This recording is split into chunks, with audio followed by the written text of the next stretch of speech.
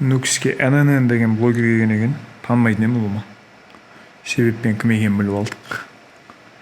Мектепте оқитын балалардың бәрі соған подписан құсайды. Көпшілік оны конкурстарға қатынасқаннан біледі дейді. И ол сол жерде фанатларына подарок беремін деген, содан көпшілік барған дейді. И бұл жерде ең күлгілісі сол уақия болғаннан кейін біреулер жаңағы кішкентай балаларды не дейді, кішкентай балаларды айыплап жатыр да, олар неге дейді. Мен біреудің историясын көріп қалдым. People кітаптар қатса бармайды, бірақ сол жерге ұшып барады, не деген деп жаманлап жатырды да. И ол жерде жаманлағанда балаларға өйтіп айтқан орынсыз ғой. Оны қайта үлкендерге айту керек қой. Сіздер неге кішкентай балаларды ондай өсірдіңіз деп. Бұл қаяқтан келіп шығады? Үлкендер сондай жаңағыдай материал затларға байланып қалғаннан ғой. Үй, машин, ақша, тойды қымбат қылып өткеру, крутой гулянка деген заттан келіп шығады. Балалар кітапқа емес, қандайдыр бір өмірде принципларға емес, сондай материал затларға байланып қалады. Жаңағыдай подарок десе ұшып кетеді, сауға десе. Сосын күлкім келді.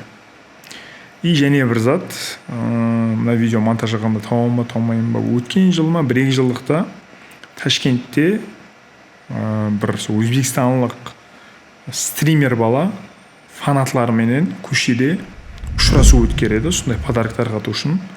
И ол баланы қысқасы низамсыз митинг организовать етті деп 15 суткке басып тастады, сол низамды бұзды деп. Енді неге NNN-ға сол затты қолламады? Я қоллады ма, мен білмеймін ба. Сөйтіп, NNN-нан кейін кеше жаңағы Қазақстанда Шерзат деген бала қайтыс болды, сол туралы естіген шығар. Анықтауға айтатын болсақ, оны өлтірді. Сол зат бойынша да бір ойлар келді. Ойлар келгенде менің көбінше русскоязычный емес, каракалпакиязычный деп айтайық, сондай таныстарымның көбісі со за Шерзада деп соның рилсларын репост қылды. Ұлым айтқанда қолады да, поддержка қылды. И NNN болды, мынау болды, сол зат болып жатқан уақытта ойланып қалдым да, деп қарасаң, именно мен көрген қарақалпақ аудитория көбінше де көрдім ғой енді сол затты. Ойланып қалдым да, қарақалпақ аудиториясы қазақ контентін көреді екен деп. Сондай өзіме жұмақ істедім. И ойландым, жақсы ма, жаман ба бұл деп.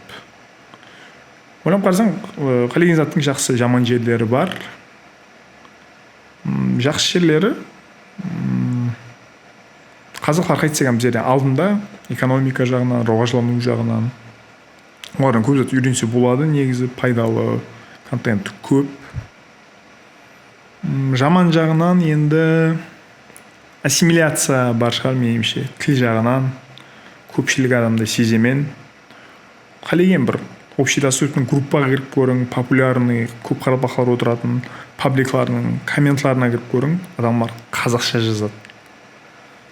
И былай сөйлегенде де қазақша сөйлейтіндерді көп сеземен. И сол затлар деп ойлап отырып, әртүрлі ойлар келіп жатыр ғой, енді ойлап қалдым да.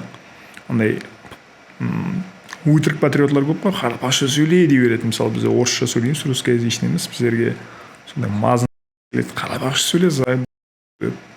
Меніңше қарақалпақша сөйле емес, қарақалпақша жаз деген сондай таза не шығару керек, тренд дейміз ба.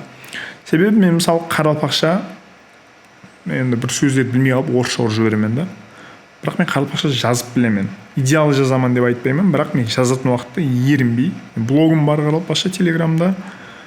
Мен текст жазатын уақытта ерінбей, қандайдыр сөзде гуманым болса тексеріп жазамын да, соған уақытым бар. Сондай қылып қарақалпақ тілін үйреніп жатырмын. Үйреніп алдым айтарлықтай дәрежеде. Соққа дейін оқымағанбыз мектепте дұрыстап. Вот, и сол маған комментларда қарақалпақша сөйле деп жаңағыдай диван батырлар дейді ғой, диван батырлардың өздері жаңағыдай қазақша жазып тұрады да. Көбінше қарақалпақша сөйлейтін таныстарым Шерзат жаңағыдай ой, өмірде жаман зат болып жатыр, андай не дейді, правосудие болу керек дегендей қылып енді қойып жатқан шығар, гуманный бір нелерменен де, мақсетлермен. бірақ мен сол адамдардың кеше жақында мысалы салтанаттың жұмсаған жақында болды ғой жағдай, сол қатты қанандай либерал адамдардың арасында не болды да, ол не хайп болды какой-то степени, расы не меніңше. Хайп емес, мен қайтып айтайын, үлкен сол либералдардың арасында көп айтылды салтанаттың жұмысы. И сол кезі мен Қазақстанның либерал жағында контенттен бар да, мысалы көбінше орысша сөйлейтіндер контент шығаратын, не стендап бар, там нелер бар, подкасттар бар, соларды көретін ансам салтанатты өліп айта берді, бірақ соларды азыр Шерзатты айтып жатқан көріп жатқан жоқпын да. И деп ойланып қарасам, мысалы қаралпақларды условно бөлсек та, на которых я знаю, мен бөлсем да, условно русскоязычный и те, кто каракалпакоязычный, более каракалпакоязычныйлар жаңағыдай казахоязычный контент көреді. Шерзат деген көбірек казахоязычный контенттен меніңше айланды, Шерзаттың жұмысы. Ал біздердің русскоязычный либераллау қаралпақларымыз болса, сол Қазақстанның либераллар жарататын контентін көреді. И солар арасында салтанаттың жұмысы көбірек айланды, содан кейін олар соны айтты. Вот. Сондай.